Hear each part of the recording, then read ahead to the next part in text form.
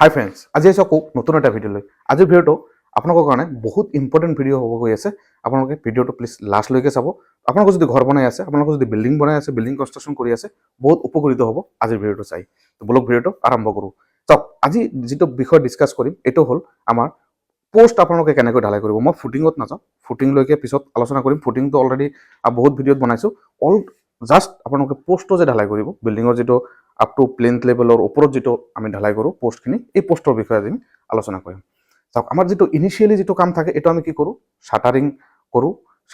শাটাৰিঙৰ যিটো ছিষ্টেম থাকে এইটোত আমাক কি কৰা যায় যে সৰু সৰু তক্তা আনি কাঠ আনি তাৰপিছত আমি জইন কৰি এইটো শাটাৰিং বনোৱা হয়। কিন্তু ইয়াতে এটা ডাঙৰ মিষ্টেক হয়। এই যে শাটাৰিং সৰু সৰু 6 ইঞ্চি 8 ইঞ্চি তক্তা যে কাঠ আনি যে আপোনালোকে জইন কৰি তাত আপোনালোকে শাটাৰিং বনাইছে, এইটো এটা বহুত ডাঙৰ মিষ্টেক। পিছত দেখা যায় যে এই গেপৰ মাজেদি বহুত মছলাৰ যিটো পানী যিটো চিমেণ্টৰ যিটো পেষ্ট থাকে এইটো ওলাই যায়গৈ। সেইকাৰণে আপোনালোকে সদায় লেমিনেটেড প্লাই আপোনালোকে ইউজ কৰিব চেষ্টা কৰিব। নহ'লে এনেকুৱা ধৰণৰ আপোনালোকে আইৰণৰ যিবোৰ শাটাৰিং থাকে, যিটো ফটোত দেখাইছোঁ এইটো চাই ল'ব। আপোনালোকে আইৰণৰ শাটাৰিংবোৰ আপোনালোকে ইউজ কৰিবলৈ চেষ্টা কৰিব। তাত আপোনালোকৰ কোনো ধৰণৰ ছেগ্ৰিগেশ্যন নাথাকে, নহয়গৈ, হানিকম্ব নোলায়, পূৰা প্ৰপাৰলি আপোনালোকৰ শাটাৰিংটো ইউজ হয় আৰু যাৰ কাৰণে পোষ্টৰ শ্বেপটো আপোনালোকৰ বহুত ধুনীয়া দেখে। কিন্তু এইবোৰ বস্তু বহুতে মাইণ্ড নকৰে। তাৰপিছত আপোনালোকে পোষ্টটো যেতিয়া ষ্টাৰ্ট কৰিব, যেতিয়া কাম ষ্টাৰ্ট কৰিব, আমি নৰ্মেলি ইয়াত দেখুওৱা মতে যিটো আমি দেখাইছোঁ যে ষ্টাৰ্টাৰ যিটো বনোৱা হয়, পোষ্টটো যিটো ষ্টাৰ্টাৰ বনোৱা হয়, ষ্টাৰ্টাৰটো আপোনালোকে সদায় ঢালাই কৰি ল'ব। এইটো আপোনালোকে 2 ইঞ্চিৰ পৰা 3 ইঞ্চি আপোনালোকে ঢালাই কৰি ল'ব। এইটো মছলাৰ ভাগ কিমান দিব, এইটো যিটো মছলাৰ ভাগ দিব এইটো আপোনালোকে M20 গ্ৰেড অফ কনক্ৰিট হিচাপত দিব লাগিব। যিটো আপোনালোকৰ আমি সদায় মই ভিডিঅ'ত কৈ থাকোঁ, 1, 1.5, 3 হিচাপত আপোনালোকে দিব লাগিব। 1, 1.5, 3 হিচাপত আপোনালোকে যিটো ষ্টাৰ্টাৰ ঢালাই কৰিব এইটো আপোনালোকে দিব। কাৰণ আপোনালোকক পোষ্টৰ ওপৰত যিটো ঢালাই কৰিব এইটো আপোনালোকক M20 গ্ৰেড অফ কনক্ৰিট হ'ব। সেইকাৰণে গোটেই ঢালাইখিনি একে ৰাখিব লাগিব। এইটো আপোনালোকে মনত ৰাখিব, বহুত দৰকাৰী বস্তু। বহুত পাহৰি যায়, যাৰ কাৰণে এনেকুৱা ধৰণৰ ভুলবোৰ দেখা যায়। তো তাৰপিছত আহিছোঁ আমি আমাৰ যিটো শাটাৰিং হ'ব, তাৰপিছত যিটো শাটাৰিং লগোৱাৰ পিছত যিটো ভুল হয় এইটো দেখিছোঁ যে বহুত লুজ মছলা দি কিনে ঢালাই কৰা যায়, যাৰ কাৰণে ছেগ্ৰিগেশ্যন হয়। ক'তবা পাথৰ ওলাই থাকে, ক'তবা বালি ওলাই কিনে গুচি যায়গৈ। তো তাত আৰু কিছুমান ভুল দেখা যায়। তাত আপোনালোকৰ বাঁহ দি খুচাই আজিকালি যিটো ট্ৰেডিশ্যনেল ছিষ্টেম চলিছে এনেকুৱা ছিষ্টেমত ঢালাই কৰা দেখা যায়।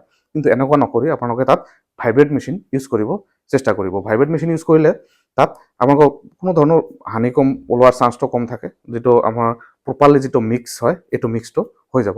আৰু তাতো কিছুমান ভুল দেখা যায়। ভাইব্ৰেট মেচিন যেতিয়া ইউজ কৰা হয় যে এটা জেগাতে আপোনালোকে 1 মিনিট 2 মিনিট পূৰা ভাইব্ৰেট মেচিনটো ৰখাই দিয়ে, তাতো এইটো এটা ভুল।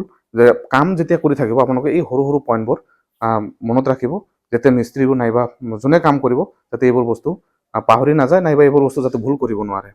তো তাৰপিছত আমাৰ যেতিয়া ঢালাই হৈ গ'ল, ঢালাইৰ পিছত এতিয়া আহিব আপোনাৰ শাটাৰিং ৰিমুভিং।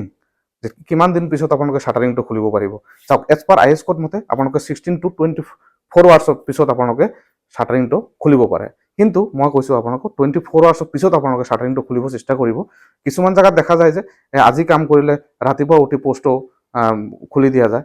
আৰু যিবোৰ আমাৰ ষ্টিলৰ যিবোৰ শাটাৰ লগোৱা যায় এইবোৰ আপোনালোকে 24 আৱাৰ্ছত খুলিব পাৰে। আৰু যিবোৰ দেখা যায় যে গজাল দি মাৰি শাটাৰবোৰ লগোৱা হৈছে, এইবোৰত হয় কি পোষ্টত মানে বেয়া হোৱাৰ চান্সটো বেছি থাকে। তাৰ কাৰণে তাত এইবোৰ বেলচা মাৰি কিবা মাৰি গজাল নেইলছখিনি ওলোৱা দেখা যায়, যাৰ কাৰণে এই পোষ্টটো ডেমেজ হৈ যায় আৰু এটা সময়ত গৈ পোষ্টটো বেয়া হৈ যায়। তো সেইকাৰণে অলপ টাইম দিব, তাক টাইম দিলেহে আপোনালোকৰ পোষ্টটো ষ্টেণ্ড পাব। ষ্টেণ্ড পালে আপোনালোকে তাৰপিছত খুলি দিয়ক। এনেই IS কোডত যিটো লিখা আছে 16 to 24 আৱাৰ্ছত, কিন্তু 24 আৱাৰ্ছ পিছত আপোনালোকে খুলিব। এদিন দুদিন যাব দিয়ক, কথা নাই। তাৰপিছত আহিব আপোনালোকৰ কিউৰিংটো। কিউৰিং আপোনালোকে কিমান দিন কৰিব।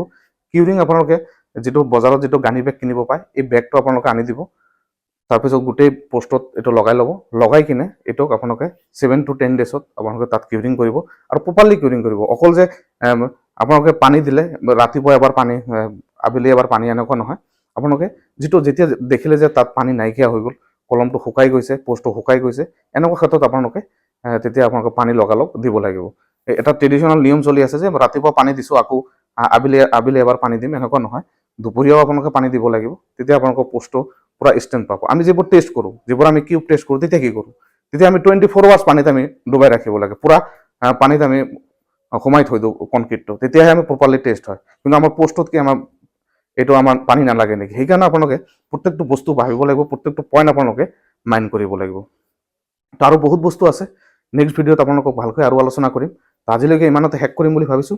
পিছত আপোনালোকৰ ডিটেইলছ আৰু ভিডিঅ' আনিম, ডিটেইলছ A to Z আপোনালোকক ক'ম, কাৰণ এনেকুৱা ধৰণৰ ভিডিঅ' আপোনালোকে ক'তো নাপায়। এইটো ডাইমেনশ্যন ইঞ্জিনিয়াৰিং চেনেলত আপোনালোকে পাব। চ' চেনেলটো ফ'ল' কৰিব, লাইক কৰিব, শ্বেয়াৰ কৰিব আৰু চবকে জনাই দিব যে এনেকুৱা ধৰণৰ ভিডিঅ' আমাৰ চেনেলটোত পাই যাব আপোনালোকে। তো আশা কৰিছোঁ ভিডিঅ' ভাল লাগিব। ভাল লাগিলে প্লিজ শ্বেয়াৰ কৰিব। Thank you so' much.